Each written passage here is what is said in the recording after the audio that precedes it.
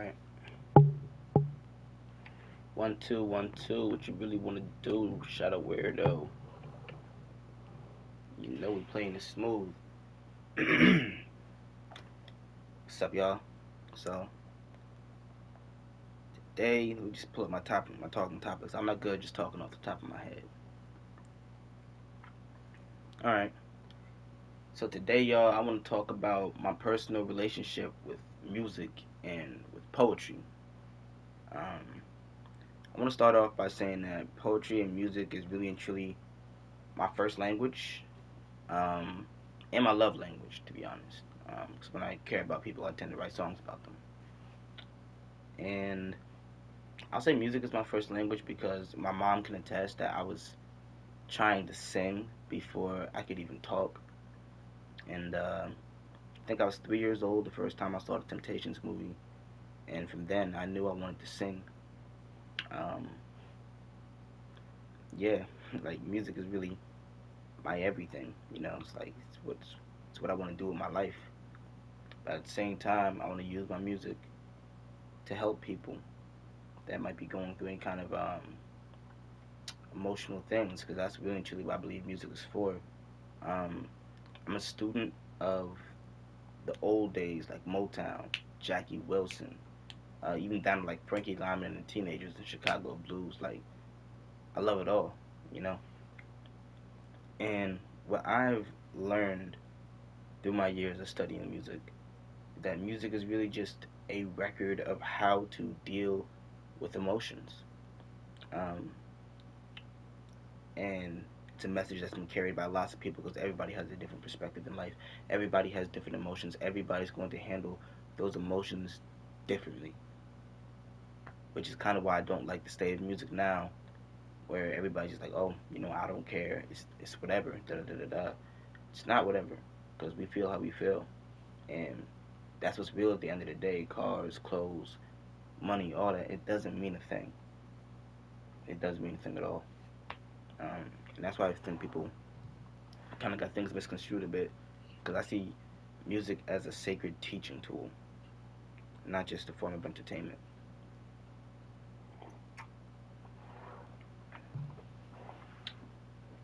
Let me see. Look at my other talking point.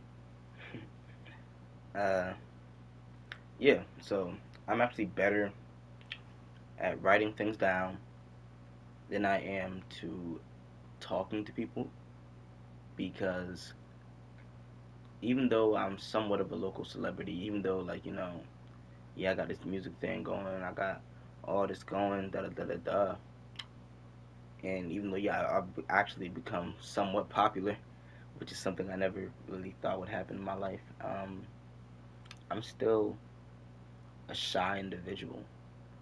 Part of the, like, one of the meanings of my name, and something that no one has seemed to caught on to yet, is that if you rearrange the letters, not letters, the words of Shy the Weirdo, you will get the Shy Weirdo.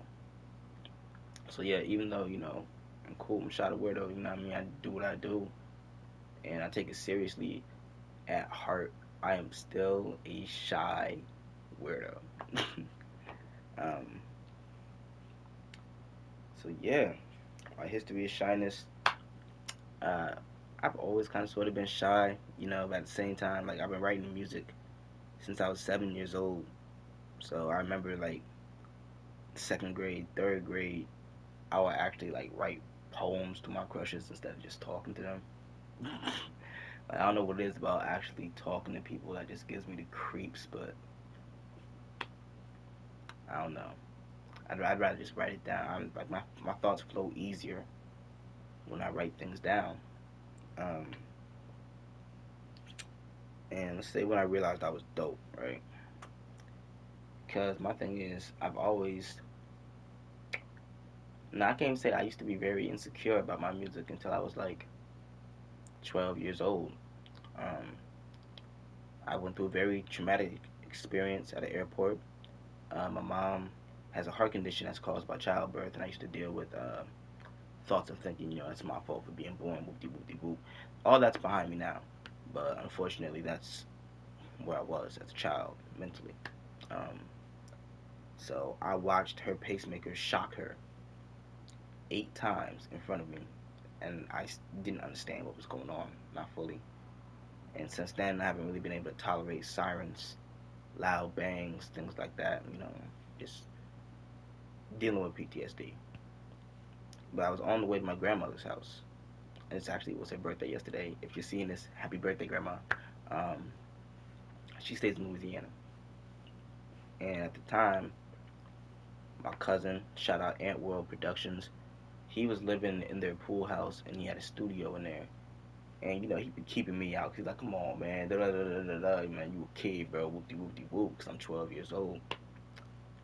But I had a lot to say by the age of 12 because I've been going through a lot since I was born. Literally, I was born sick and I was born early. Like I've been going through a lot since I was born.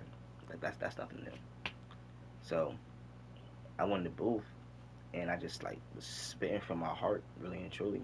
Just wrote something down real quick to a beat that he played me, and I dedicated it to my god sister. Unfortunately, I don't have that song anymore. My first song, I don't have it anymore.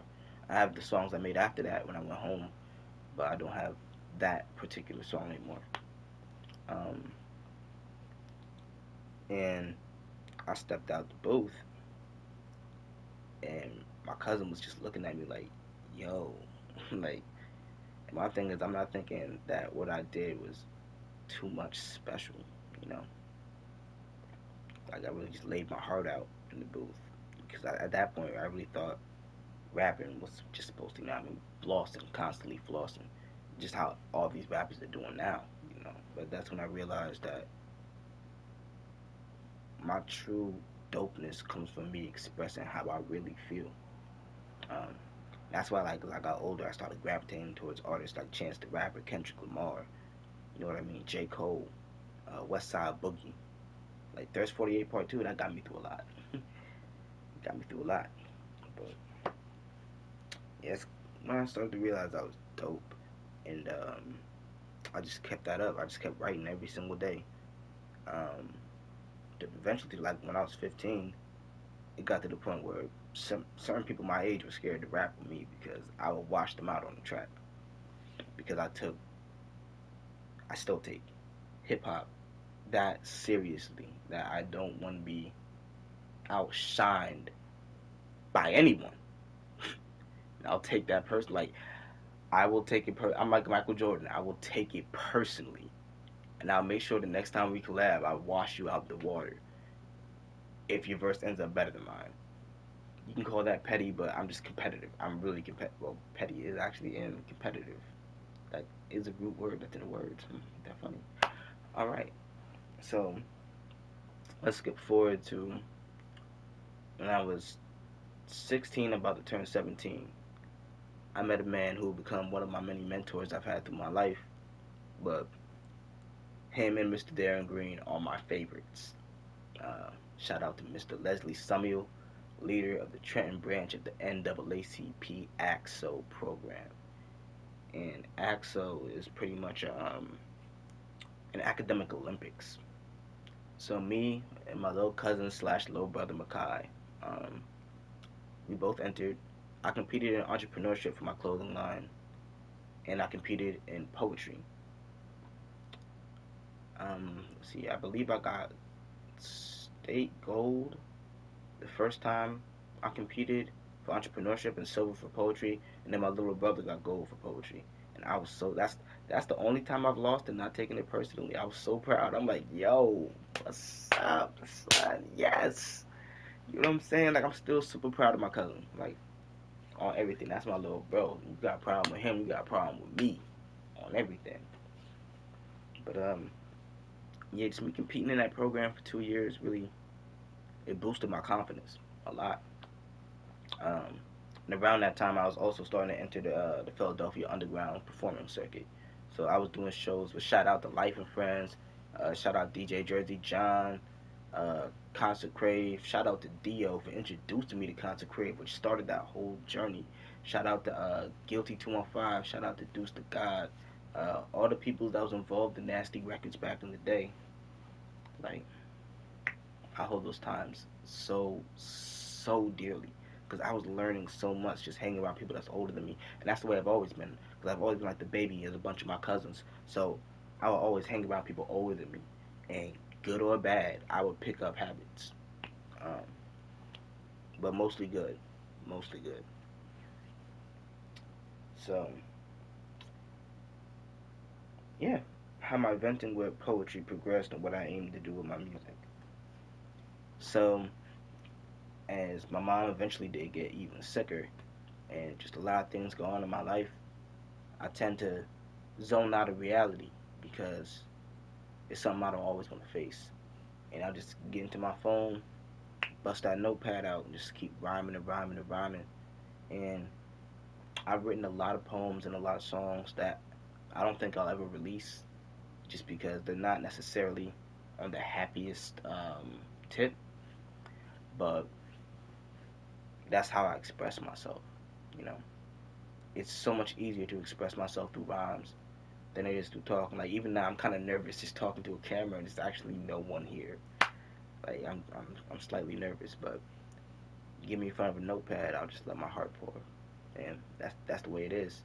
And so I think I already touched on what I aim to do with my music though, because as I said, I want to help anybody that might be going through hard times, even if it's just giving you a good song to listen to, or hopefully providing you with it. Like if you're as shy as me, I hope to provide you with a song you can play for somebody that you care about, so you don't have to talk. That's my job. I'm gonna talk for you.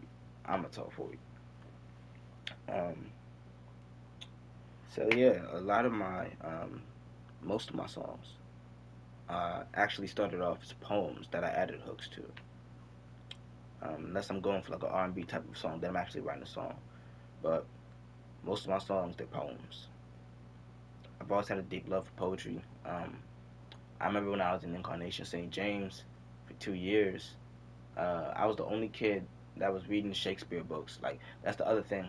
My house is like a library. Between my mom and my grandma, there's books in every room.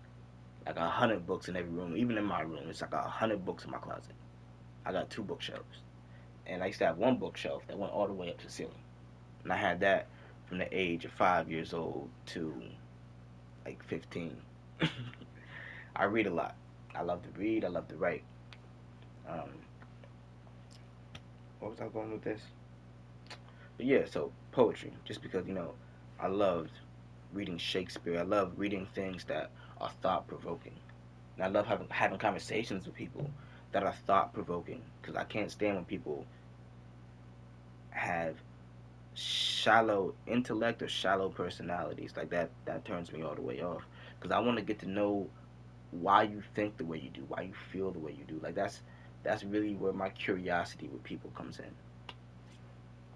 Um, Last thing I'm gonna touch on real quick is the importance of. Oh, I was supposed to let this play in the background. Oh my god.